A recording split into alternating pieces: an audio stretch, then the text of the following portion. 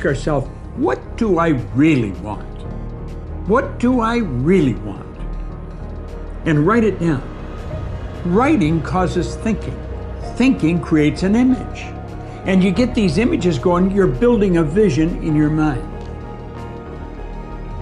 It's the visionaries that's changed the world. Think of that. But what keeps that competitive edge, what keeps you on top, is the ability to think and prepare mentally over and over and over again. The body has limitations, the mind does not. We focus so much on what goes on from the neck down that we forget it all starts from here. Everything starts from here. If you're not mentally ready, you're never really physically prepared. And that's where the preparation starts. What would your life be like as you look toward the future if you decided, I'm not going to allow my fears to stop me? And I'm saying to you, whatever you got to do it, because if you don't, life is going to whoop you until you surrender. So when you're young and you make mistakes, don't let them eat you up. Because everybody that done made it, done made them. You got to fail in order to win. Hey, look, man, to understand how to hit the game-winning shot, you got to miss the game-winning shot. You know, you got to be tough because the road to success is always under construction. It's never a clear path to success. The people who become successful are the people who have a relentless attitude. And you just got to hang in there through the bad breaks, because the bad breaks is coming, but they usually come right before the big break is about to happen. You get a series of bad breaks and it stumbles up a lot of people. My life and my success is to say to anyone, you can stumble, you can fall, you can get back up again.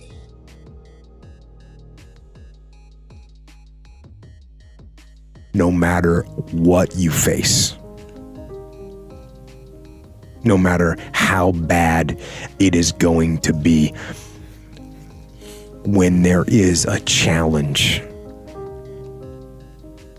and by a challenge I mean anything in life, any challenge, anything that you're facing, the only way to overcome the challenges that you face is to start walking. Take that step every day, no matter what you are facing. Get up and start walking. I have the ability to see the end before the beginning even begins. And what that means is I know that to get to the very end, I can see it right now. So before I went to Buds and I was losing all this weight and shit, I saw myself walking across the stage at 191 pounds, 'cause that's what I had to get to get into the door. I saw myself 6 months, a year later, whatever it's gonna take me to do it, I saw myself walking across that stage, getting that certificate of graduation from Buds. And I was able to be there at 300 pounds. And that feeling that I was nowhere near that feeling, I was able to put myself there 1,000,000 times every day. And that feeling of like, my God, that is gonna feel amazing. That's what made me suffer. That's what allowed the pain to be real and say, this is worth it. I want to feel for this next 18 months. It took me 18 months to finally become a Navy SEAL, to finally, just get through Buds. 18 months, it's 6 months. It took me 18. That's what woke me up every morning was, I'm gonna put myself through this much pain and suffering for a few seconds. That's all it is. A few seconds of joy. And it's so worth it, man. That's what people don't get. So I'm able to put myself at the finish line, even though I have no finish line, but at the finish line of an event before I even start to say, how are you gonna feel at the end of this? Visualizing is my biggest tool of life. That's why I've been able to put myself in cold water, put myself in a 100-mile race millions of times before I've done it. And I'm able to go through the race and see how I'm gonna feel at mile 50. Almost to the exact feeling. Right, so when it comes up, it's no surprise. It's no surprise. I've already done this 1,000,000 times. I recommended the last time I was here the little book, Richest Man in Babylon, and I said I've lectured now to over 3 million people. Guess how many have actually gone and got this little book? Answer, very few. My best guess is 10%. Such an easy thing to do. This little book, number one, is easy to find. Number two, it's easy to buy. The most you can pay for it, $6, $7, $8. You can borrow that from your kids. But if it's easy to find and easy to buy, and if it's easy to read, why wouldn't everybody go get it?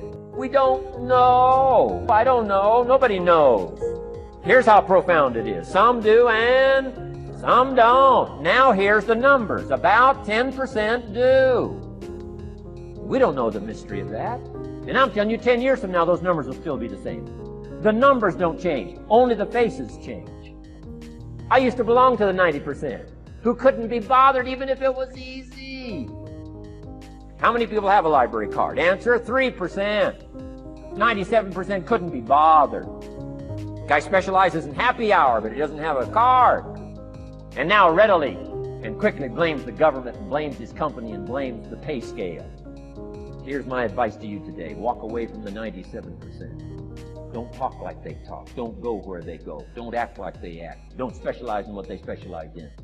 Throw away the blame list they cling to. You got to be consciously conscious today, because your environment can hypnotize, mesmerize, and paralyze you. The other thing is, take full responsibility for your life. Oscar Wilde once said, responsibility is what we expect from somebody else. This is very true. Most people dread accepting responsibility. That's just a fact of life, and we can see it in operation every day. We can see ourselves getting hot under the collar when the dentist keeps us waiting, and we're sitting there reading old magazines when our appointment was 30 minutes ago.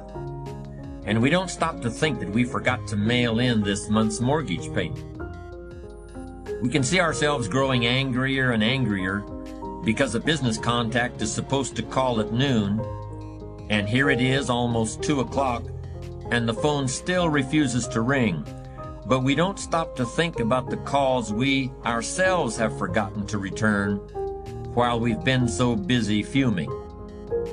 We can see ourselves writing an angry letter to the airline because a flight was delayed, but we don't write an angry letter to ourselves when we're late for something, even though that might not be a bad idea at all. Yes, we can see avoidance of responsibility all the time in both our personal and professional lives. And here's something else we can see just as often.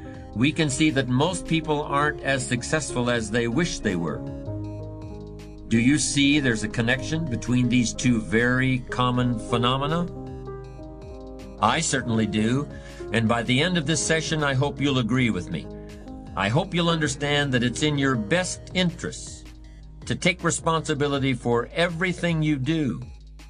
But that's only the beginning. I'm also going to suggest that many times it's even best to accept responsibility for the mistakes of others, especially when you're in a managerial or leadership role. I can hear you saying, what? Accept responsibility for someone else's mess-ups? Why would I want to do something like that? Well, that's a fair enough question, and over the next few minutes, I'll try to answer it.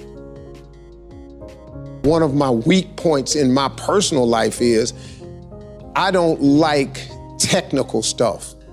So even though I have to be on Twitter and Instagram and Facebook, I don't care for that. So guess what? I find somebody who loves to do that. You know, I find somebody who has a strength where I have a weakness, and I partner with them. All you're trying to do is get to the goal. No one gets there by themselves. Everybody needs help. Now, when you know what you got going for you, be confident, not cocky. Managing your strengths, knowing what they are, and don't let nobody talk you out of it. And that gets you fight ready. You get fight ready like that. You got to know you.